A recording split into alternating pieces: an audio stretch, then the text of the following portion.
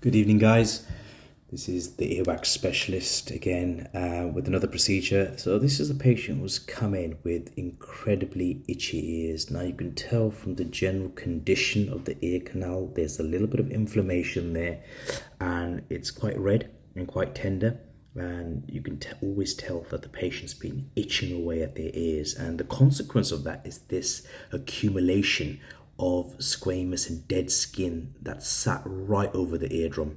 So this has been pushed onto the drum itself just due to the sheer irritability that it causes inside, or it's caused inside this patient's particular ear canal.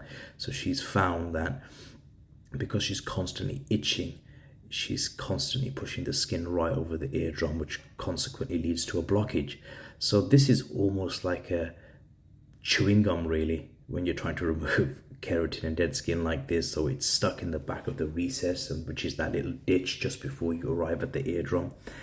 And here the technique is very much keeping a hold of it and just building the suction up and trying not to let go of the plug and the dead skin. This is less wax, more dead skin inside the ear. So it's got a different color to it. It's wheatish in appearance. You can see it's adhered to the back of the bony canal there in that top left-hand quadrant. So it's almost a case of just peeling it off before you can try to get to the mass, because as you can see, that skin is almost acting like a sellotape, just keeping it all in place. Because what's been happening is the eardrum's still been shedding its skin underneath this plug of wax at the back of the ear, and that's what gives it this gluey sort of consistency. So again, I've still got a hold of it, managed to build up enough suction there just to prise away the whole thing, and there you go. You'll notice that the whole plug has just come away there, which is a good result.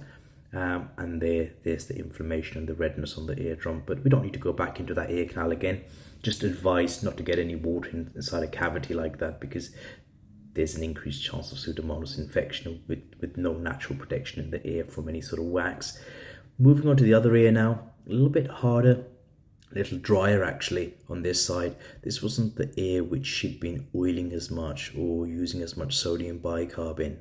Again, it's quite dry inside the cavity, and even when you're this far back, the patient is reasonably comfortable with the procedure. It does get a little pinchier when you're this far back in the bony canal, and that's usually if you knock these canal walls with a degree of force. But when you're using an endoscopic camera like this, you have that luxury of being a little bit more precise, and you also have the luxury of the sort of depth of vision you get. So you're always picking the wax out at the correct place or from the correct position, so you can lift from the sort of anterior portion of the plug, which helps you to sort of bring it away a lot easier than you otherwise would find with just your normal dental loops. I often find that this type of procedure works so much better with an endoscopic camera. That's not to say that sort of loops don't have a place. They certainly do, but certainly for things like this, which are a little bit more intricate, a camera is always the way to go. Even an endoscope. So I've applied plenty of sodium bicarb drops now, and I've just let them settle in the ear for about 10 or 20 seconds. And again, I'm hoping that'll be enough just to start to loosen the skin around the plug. And that's what I'm doing. I'm using this almost like this shearing motion just to try to bring that plug away. So it's always a bit of a struggle. Again, we've got little sheets of dead skin that are just coming away. And the key is to be patient, because it will come away. You just don't want to force the issue, because you are working in a very delicate area. And again, just lifting from the top and using that shearing motion almost just to ease it out of the back of the ear. And there's another layer that just comes away there. So again, I think I usually go back in and put in a bit more sodium bicarb. And again, it has a functional purpose just to loosen things up. But now you can almost see those sort of flaky layers of dead skin starting to come away. So the plug is starting to loosen. It was at this stage, I think the patient did start to report that, yeah, my hearing is starting to get better.